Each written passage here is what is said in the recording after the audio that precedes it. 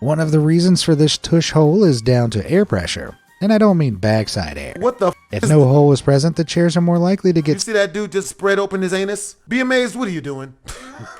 What it is, guys, it's your boy BlastphamousHD, and today we're here to check out amazing secrets hidden in everyday things. You guys want to watch the original video? The link's in the description down below. Let's be naughty. Haha. I'm not wearing pants.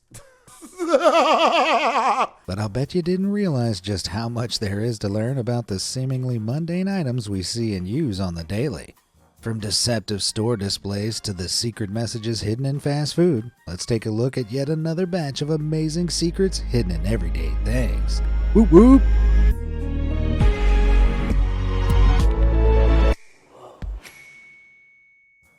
Throwing in the towel. Unfortunately for your wallet, shopping is very much a part of everyday life, and when it comes to tempting their customers, retailers know that appearance is king. Bed Bath & Beyond is famous around the world for their impeccable ceiling-high towel displays, but have you ever wondered how exactly they keep them looking so perfect? Well, it may look like these towels are stacked to high heaven. Each stack is just one towel carefully sheathed over foam rolls in a way to make it appear as though it's lots of towels folded on top of one another. Damn! The real towel stacks are wisely kept within the average shopper's reach, so most are none the wiser. Why did I not know that? Pretty ironic that Bed Bath & Beyond's personal hygiene section would be harboring dirty little secrets like that.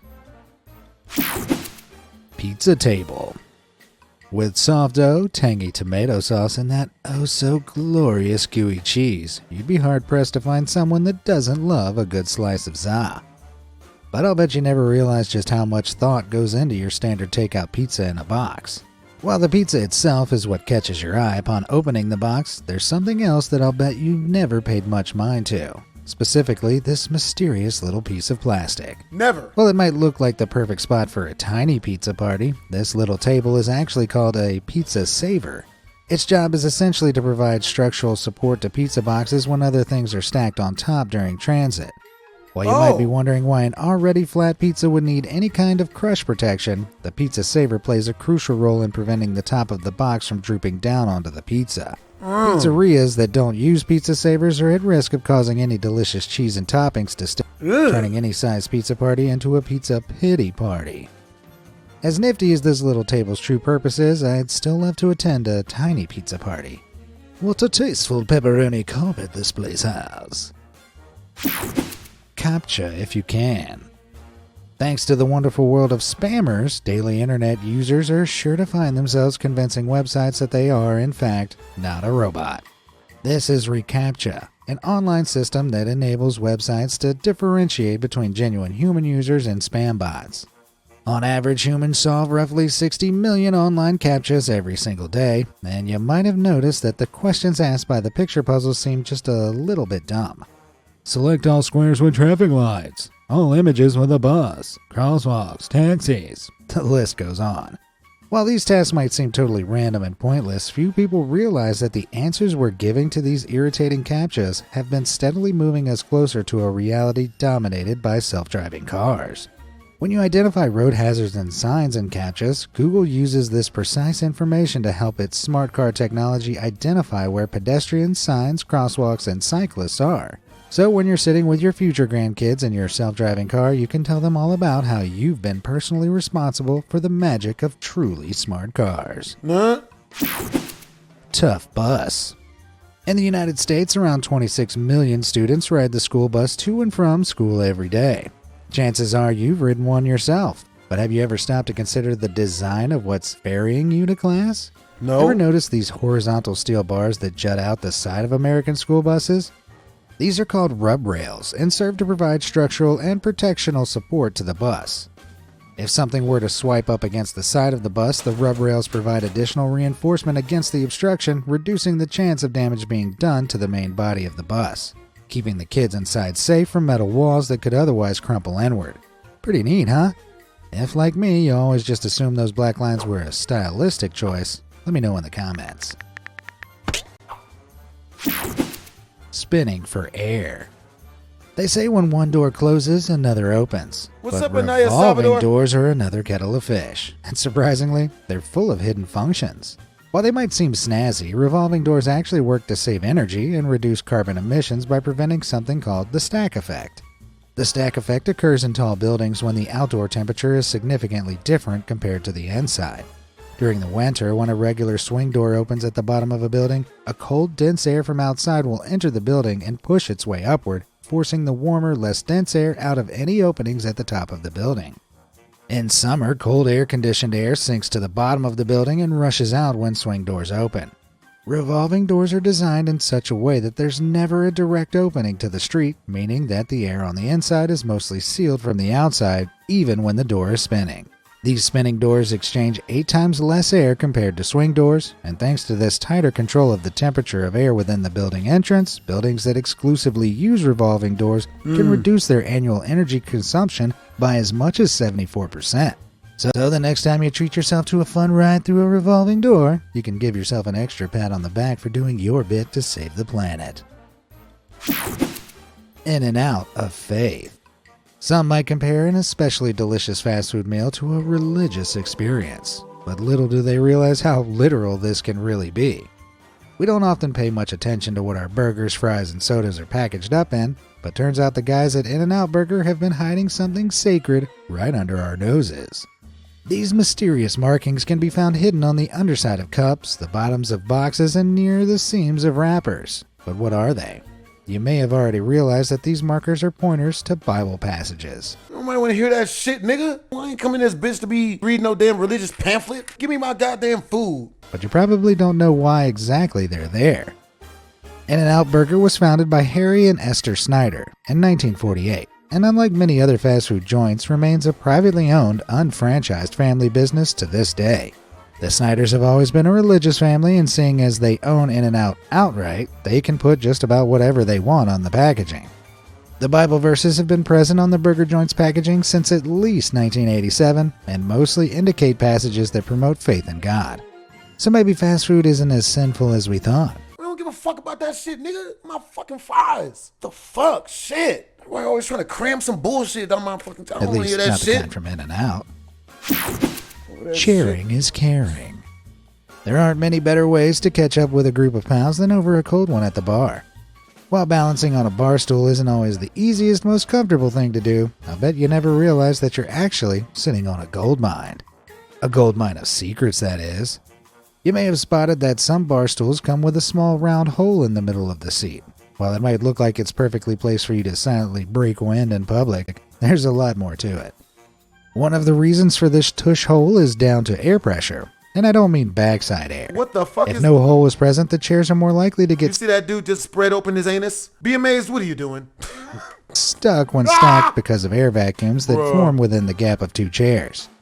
It can also more obviously act as a convenient hole to hook your finger into for a better grip when moving them around.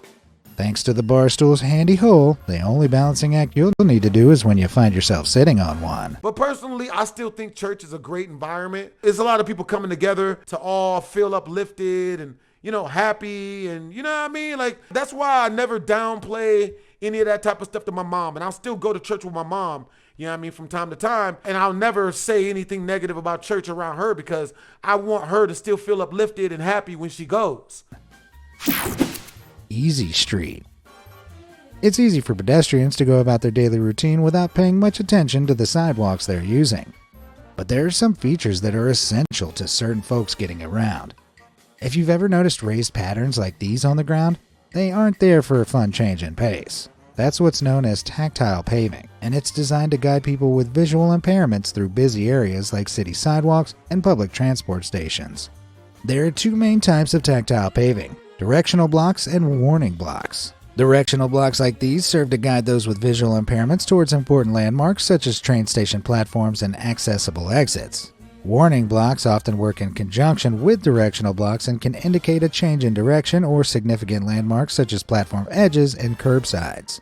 And this isn't the only secret message hidden in our sidewalks. Love it or hate it, graffiti has become a part of everyday life. City dwellers in particular are so used to seeing these urban hieroglyphics on the daily that they've become synonymous with city life. But did you know that some of it is actually meant to be there? Certain spray-painted messages may mean nothing to the untrained eye, but they're essential for warning street engineers and construction workers about the different types of underground hazards in the area. These markings are color-coded, and common colors include red, which indicates electric power lines, yellow for gas and oil lines, green for sewers and drain lines, and orange, which covers communication wires.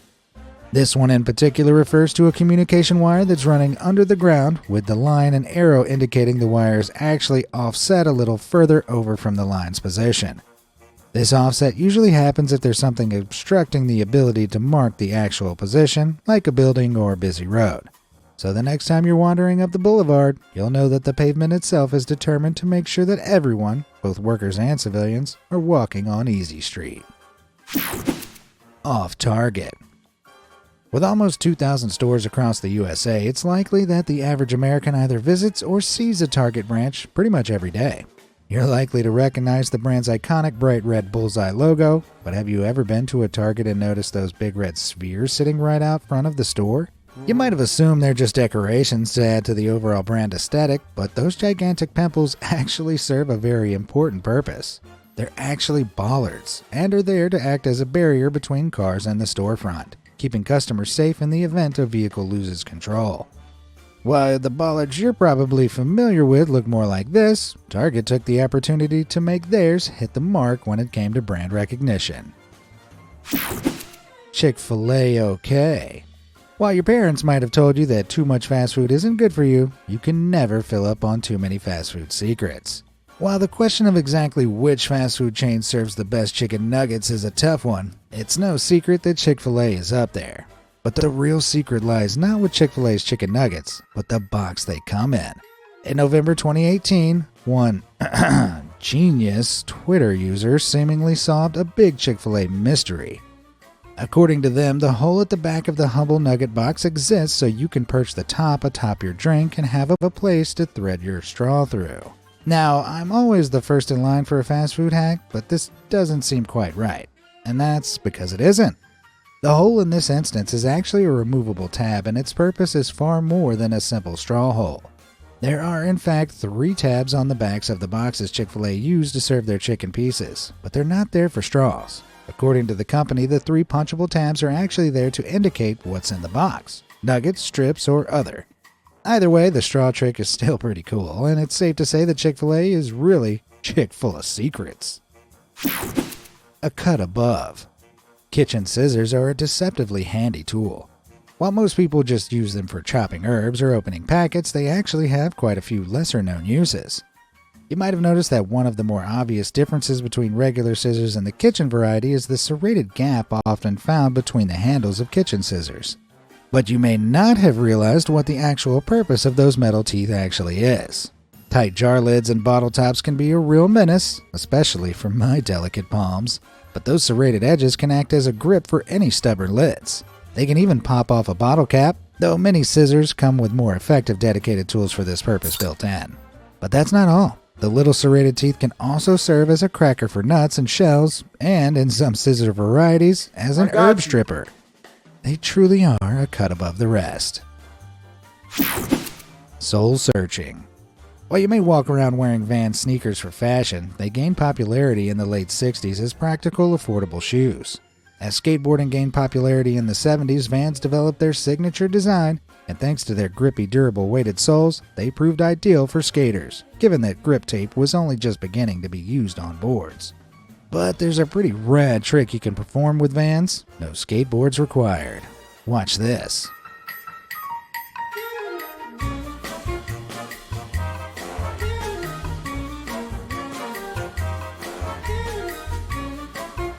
What? What? That's right.